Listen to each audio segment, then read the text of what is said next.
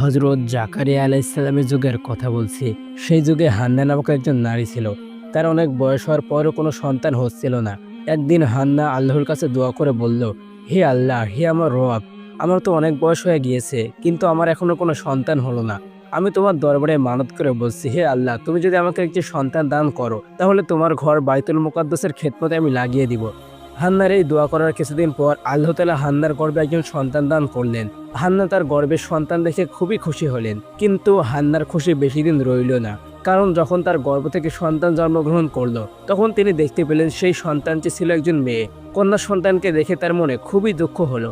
তখন তিনি আল্লাহর দরবারে দোয়া করে বললেন, হে আল্লাহ, আমি তোমার দরবারে মানত করেছিলাম, যদি তুমি আমাকে একটি সন্তান দান করো, তাহলে আমি তোমার ঘর বাইতুল মুকাদ্দাসের কাজে আমার সন্তানকে লাগিয়ে দিব। কিন্তু হে আল্লাহ, এ কি, আমি তো একজন কন্যা সন্তানের জন্ম দিয়েছি, এখন আমি কিভাবে আমার কন্যা সন্তানকে তোমার খেদমতের জন্য বাইতুল মুকাদ্দাসে নিয়ে যাব?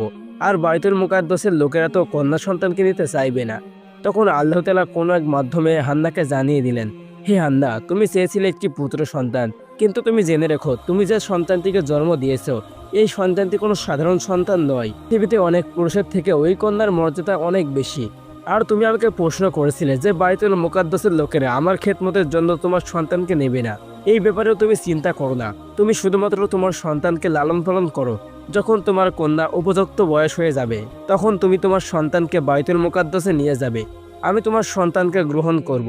হান্না আল্লাহর কাছ থেকে এ সকল কথা শুনে দুশ্চিন্তা মুক্ত হলেন। এরপর তিনি তার কন্যার নাম রাখলেন মারিয়াম।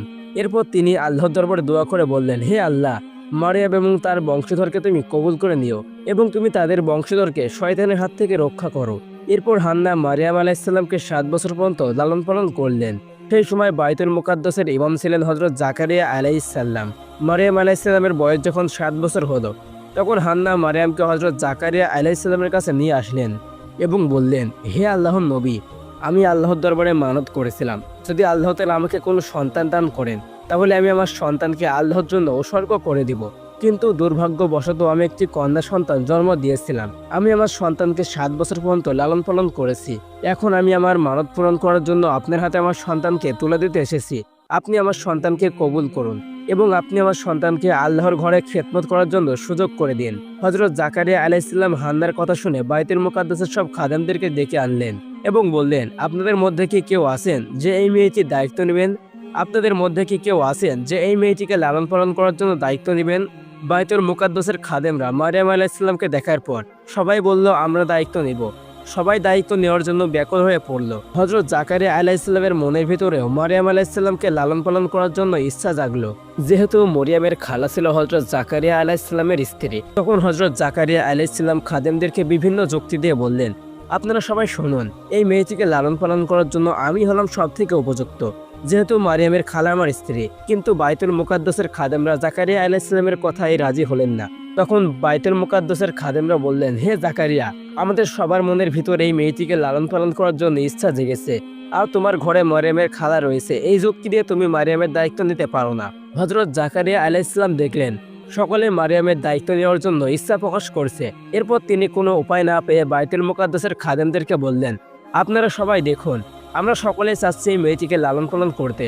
আমার মনে হয় আমাদের এই বিষয়টিকে আল্লাহ তাআলার উপরে ছেড়ে দিলে সব থেকে ভালো হয়। তিনি আমাদেরকে বলে দিবেন মারিয়াম আলাইহিস সালামকে কে লালন পালন করবে। তাই আপনারা আসুন, আমরা সবাই মিলে একটি লটারির ব্যবস্থা করি। আমরা যেই কলম দিয়ে ইঞ্জিন কিতাব লিপিবদ্ধ করি, সেই কলমগুলো আমরা গামলা ভর্তি পানির ভিতরে রাখবো।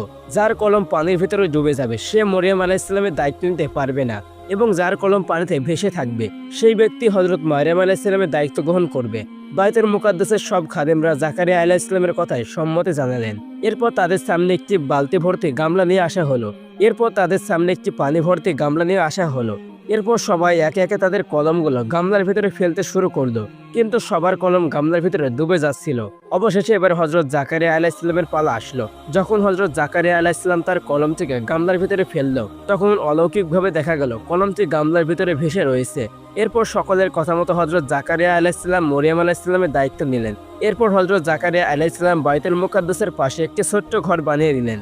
মারিয়াম এই ঘরের ভিতরে সবসময় থাকতেন। হযরত জাকারিয়া আলাইহিস সালাম সবসময় মারিয়ামের দেখাশোনা করতেন। হযরত জাকারিয়া আলাইহিস সালাম যদি কোথাও যেতেন, তাহলে সেই ঘরের মধ্যে তালা মেরে যেতেন। অন্য কোনো ব্যক্তি সেই ঘরের ভিতরে প্রবেশ করার কোনো অনুমতি ছিল না। একবার হযরত জাকারিয়া আলাইহিসসালাম হযরত মারইয়াম আলাইহিসসালামের ঘরে তালা বন্ধ করে কোথাও একটি গিয়েছিলেন। তখন তিনি একটি খুবই গুরুত্বপূর্ণ কাজে সেখানে আটকে গিয়েছিলেন। কাজের চাপ এতই ছিল যে তার মনেই ছিল না যে হযরত মারইয়াম আলাইহিসসালাম কি করছে। আসলে আল্লাহ তাআলা জাকারিয়া আলাইহিসসালামের মন থেকে মারইয়াম আলাইহিসসালামের কথা ভুলিয়ে দিয়েছিলেন। এর মাধ্যমে আল্লাহ চাচ্ছিলেন একটি অলৌকিক ঘটনা প্রকাশ করবেন। 4 দিন পর হযরত জাকারিয়া আলাইহিসসালামের মনে পড়ল হযরত মারইয়াম আলাইহিসসালামের কথা। তার মনে পড়ে গেল তিনি মারইয়াম আলাইহিসসালামকে ঘরের ভিতরে তালা মেরে এসেছেন। তখন হযরত জাকারিয়া আলাইহিসসালাম বলতে শুরু করলো, হে আল্লাহ, আমি কি করেছি? না জানি মেয়েটি 4 দিন ধরে কি খেয়েছে। সেই মেয়েটি ঘরের ভিতরে একা কিভাবে দিন কাটাচ্ছে। তখন হযরত জাকারিয়া আলাইহিসসালাম যত দ্রুত পারেন তত দ্রুত বাইতুল মুকাদ্দাসের দিকে ফিরে আসতে শুরু করলেন। এরপর তিনি মারইয়াম আলাইহিসসালামের ঘরে প্রবেশ করলেন। তখন মারইয়াম আলাইহিসসালাম আল্লাহর ইবাদত করছিল এবং তিনি আরও দেখতে পেলেন মারইয়াম আলাইহিসসালামের ঘরের ভিতরে বিভিন্ন রকমের ফল, আর প্রত্যেকটা ফল ছিল অমৌসুমী। তখন ওই ফল কোথাও পাওয়া যেত না। এই দৃশ্য দেখে হযরত জাকারিয়া আলাইহিসসালাম আল্লাহর কাছে শুকরিয়া আদায় করলেন। তখন মরিয়ম আলাইহিসসালাম নামাজ শেষ করে খালুজানকে সালাম দিলেন। হযরত জাকারিয়া আলাইহিসসালাম খুবই দুঃখিতভাবে জিজ্ঞেস করলেন, মা, তুমি এই কয়েকদিন কেমন ছিলে? আমি একটি কাজের ভিতরে ছিলাম, আমি তোমার কথা ভুলে গিয়েছিলাম। এই কারণে আমি তোমার নিয়মিত খোঁজ খবর নিতে পারিনি। এই জন্য তুমি আমাকে ক্ষমা করে দিও। তখন হযরত মরিয়ম আলাইহিসসালাম বললেন, খালুজান, আপনি কি বলছেন? আমি তো কিছুই বুঝতে পারছি না। আপনি তো সকালবেলায় আমাকে ঘরের ভিতরে তালা বন্ধ করে গিয়েছিলেন। এখন তো দুপুর না হতে আপনি আমাকে বলছেন আমি গত 2 দিন কি করেছি। মাত্র একদিনই তো হলো আমি এই ঘরের ভিতরে আছি।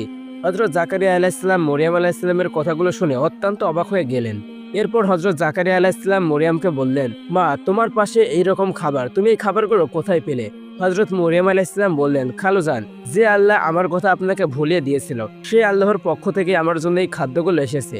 এই কথাগুলো শুনে হযরত জাকারিয়া আলাইহিসসালাম বললেন, হে মা মরিয়ম, তোমার জন্য আল্লাহর কাছে অফুরন্ত রিজিক রয়েছে। তুমি এভাবেই আল্লাহ তাআলার ইবাদত করে যাও। দেখবে একদিন আল্লাহ তাআলা তোমাকে এমন মর্যাদা দিবেন যেটা সমস্ত দুনিয়ার জন্য একটি বার্তা হয়ে থাকবে। এভাবেই হযরত মরিয়ম আলাইহিসসালাম ধীরে ধীরে বড় হতে শুরু করলেন। একদিন কোথাও থেকে মরিয়ম আলাইহিসসালাম তার ঘরে ফিরে আসছিলেন। তখন তিনি দেখলেন একজন সুন্দর যুবক তার বাড়ির সামনে দাঁড়িয়ে রয়েছে। তখন সেই পুরুষ লোকটি মরিয়ম আলাইহিসসালামের কাছে আসতে লাগলো। তখন মরিয়ম আলাইহিসসালাম বললেন, হে আল্লাহর বান্দা, তুমি আল্লাহকে ভয় করো। তুমি কেন আমার দিকে আসছো? আসলে সেই পুরুষটি ছিল হযরত জিবরাইল আলাইহিসসালাম। তখন জিবরাইল আলাইহিসসালাম বললেন, হে মারিয়াম, তোমার জন্য একটি খুশির সংবাদ রয়েছে। তখন মারিয়াম আলাইহিসসালাম বললেন, আমার জন্য কি খুশির সংবাদ রয়েছে?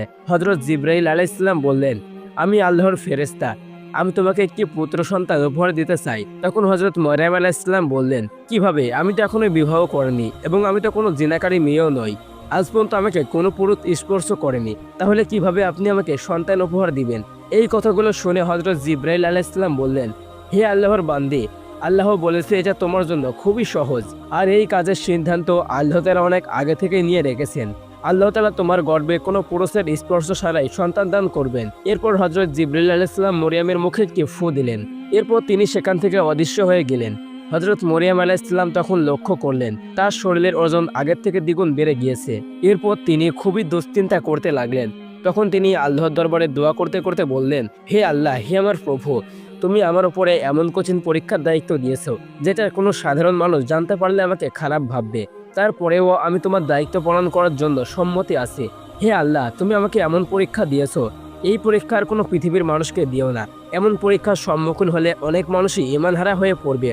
হে আল্লাহ, তুমি এই কঠিন পরীক্ষা থেকে আমাকে উত্তীর্ণ হওয়ার ব্যবস্থা করে দাও এবং আমাকে ধৈর্যশীল বানিয়ে দাও। আমার সকল বিপদকে তুমি সহজ করে দাও। কিছুদিনের মধ্যেই বনি ইসরায়েলদের মধ্যে প্রকাশ পেয়ে গেল হযরত মারিয়াম আলাইহিসসালামের গর্ভবতী হওয়ার কথা। তখন একদল লোক এসে বলতে শুরু করলো, হে মারিয়াম, তুমি সত্য কথা বলো, তোমার এই পুত্রের পিতা কে?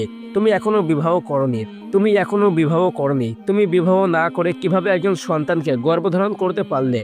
তুমি সত্যি সত্যি বলো, কে সেই পুরুষ যেই পুরুষ তোমার সঙ্গে খারাপ কাজ করেছে? তুমি যদি তার নাম বলো তাহলে আমরা তাকে যথাযথভাবে শাস্তি দেব।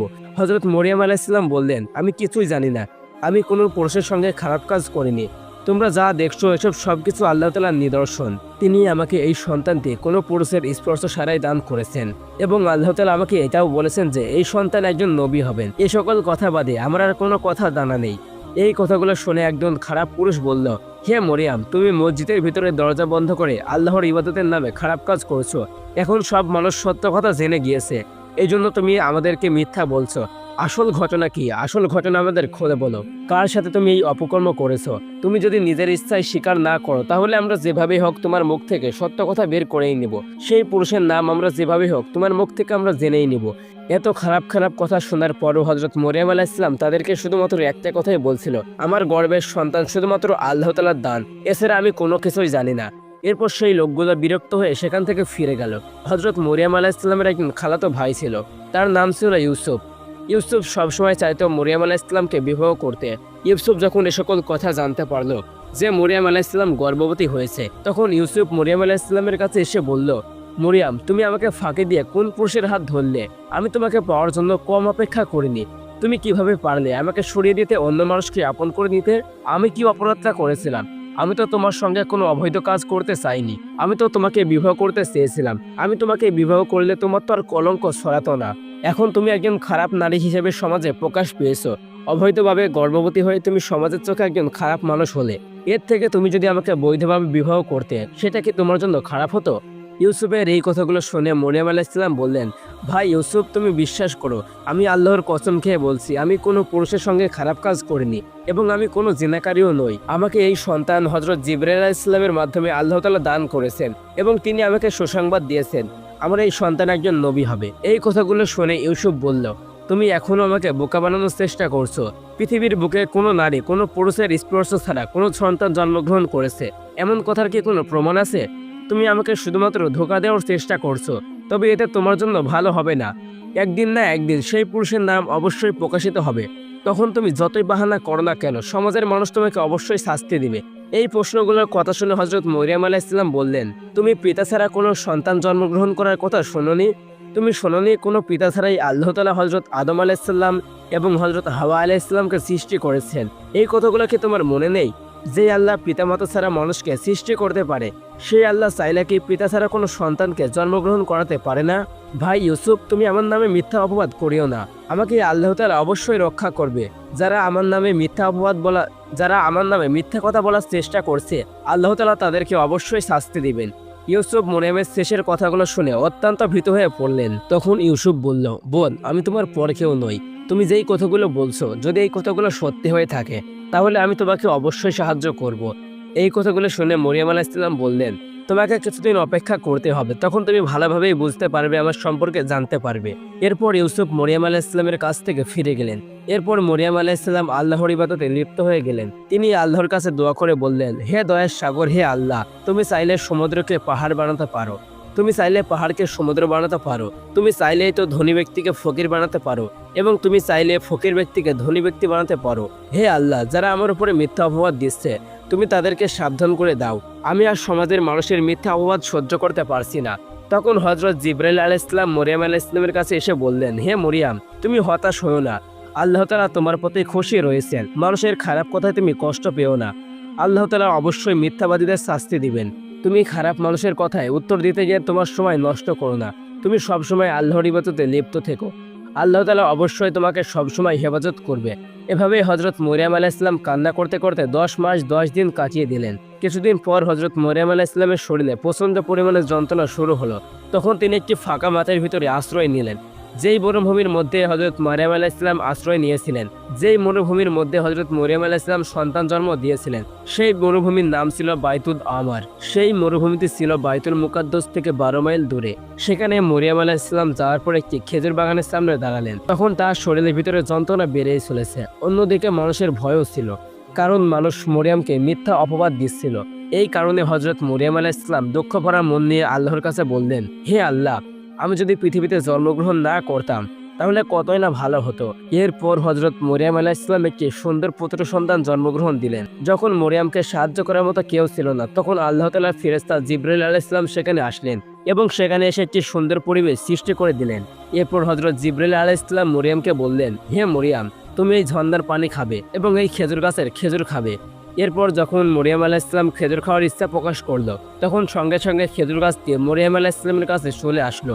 এরপর তিনি খেজুর গাছ থেকে খেজুর এবং ঝর্ণার পানি পান করলেন।